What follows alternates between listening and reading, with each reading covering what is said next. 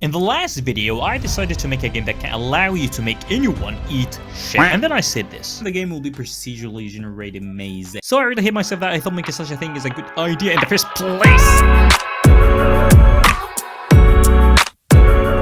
Welcome back everyone. Last time I made the player's basic movements, modeled a bullet, gave him the ability to shoot with that bullet, and talked about my dreams. You mean when you were lying? And as you saw, I said the maze must be procedurally generated, and it must be procedurally. It must be procedurally. It must be procedural. Okay, we understand that. But why? Yeah, because it's just cool.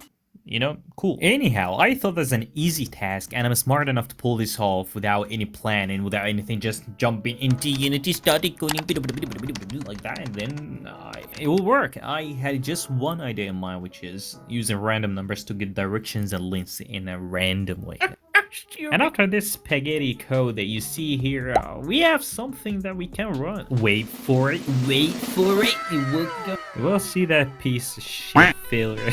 So that was the first attempt. The second was just a straight line, so never mind. And after some changing, the third one was promising. And then more changes, then the fifth, the fourth, then the fifth. Anyway, all of them, they were stupid, and none of them worked. And now I took an advice from this guy who told me that... Yeah, go search first. Why you think yourself you can't do anything, you stupid piece of dog? Okay, here's the thing. I didn't want to do this because I know if I do this, I will find math. You're math, I'm math, everything will be math, you know, everything will be. But I guess there's no escape, so let's do some search. And here's what I'm talking about. Math. And then more math. And then math. And it will run like this forever, it never ends. And the real problem with math is that when you finally think that you found the truth, you saw the truth, you see through it.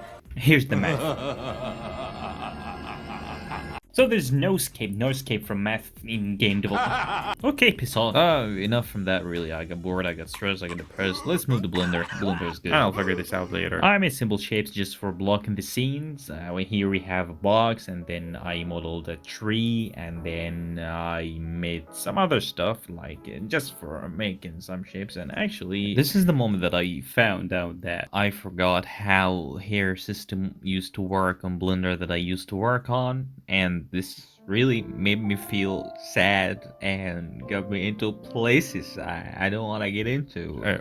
What's happening? It was so hard, and what's wrong with him? I turned it back to it. I couldn't hold myself. Wait, I'm sorry. Where are you, savage doggo? Savage doggo? Just where is it? No, you have to stop now. Finally, here you are. It's so dull, relaxing right now. It's so... What's happening now? Oh, God. He has some problems with So what's this shit? So I don't know either. This is what YouTube does to people. I was looking for tutorials and I found this in my front page. So why? Okay, a channel called Savage Doggo would still why, but alright, okay, but what's this? Why 10 hours? Why?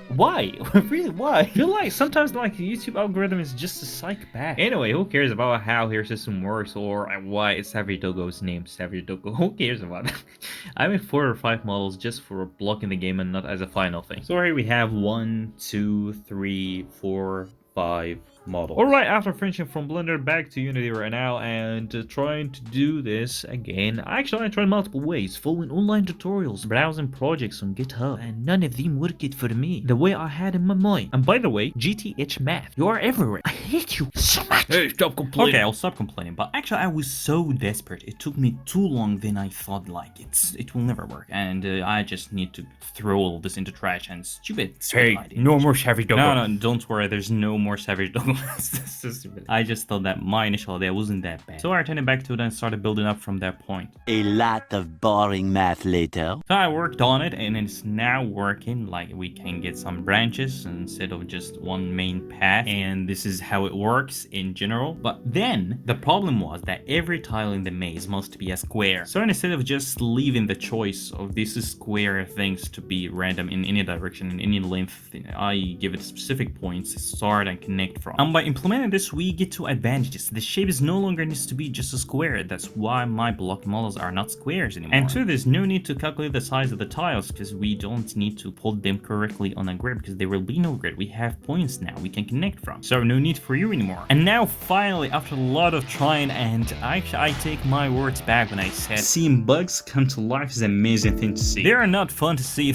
They are so stupid to see. And alright guys, now we have a real procedurally generated already things. I wouldn't call it done yet. Many things haven't been implemented yet. You can see here how it interferes with itself, and this is something for another day. In the next devlog, I will make it pretty. No more trees, making a city, fixing bugs, and making that. Well, thank you guys so much for watching the video and I hope that you subscribe for the coming wonders. You won't regret that, I promise. And also support the channel by just subscribing. As I said before, I don't know why I'm happy about myself. I support the channel is poor, as you can see, super nothing but support, and I'm poor, everyone support. Bye bye, thank you so much.